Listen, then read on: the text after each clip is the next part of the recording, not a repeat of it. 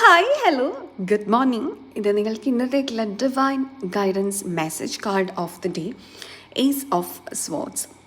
പുതിയ രീതിയിൽ ചിന്തിക്കാൻ പഠിക്കുക, തുടങ്ങുക.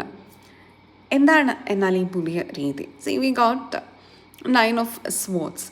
നിങ്ങൾ മെൻ്റലി സ്ട്രോങ് ആയിരിക്കുക എന്ന് പറയുമ്പോൾ അതത്ര ഈസി ആയിട്ടുള്ള കാര്യമല്ല.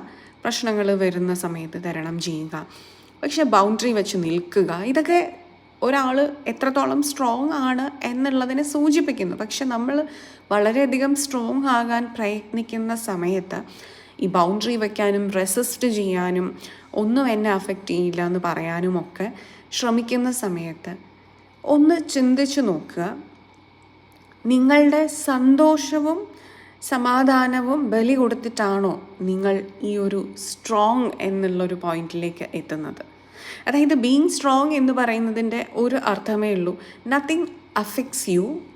നത്തിങ് അഫക്ട്സ് യു എന്ന് പറയുമ്പോൾ എങ്ങനെയാണ്?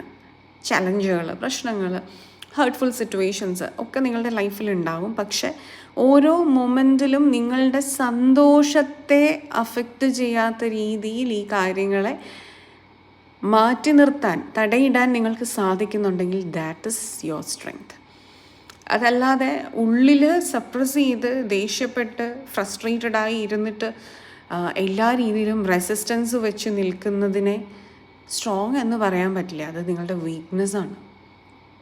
സോ ബീങ് സ്ട്രോങ് എന്ന് പറയുമ്പോൾ എപ്പോഴും മുഖത്തൊരു പുഞ്ചിരി ഉണ്ടായിരിക്കണം. എപ്പോഴും നിങ്ങളുടെ മാനസികമായ സന്തോഷം അവിടെ തന്നെ ഉണ്ടായിരിക്കണം.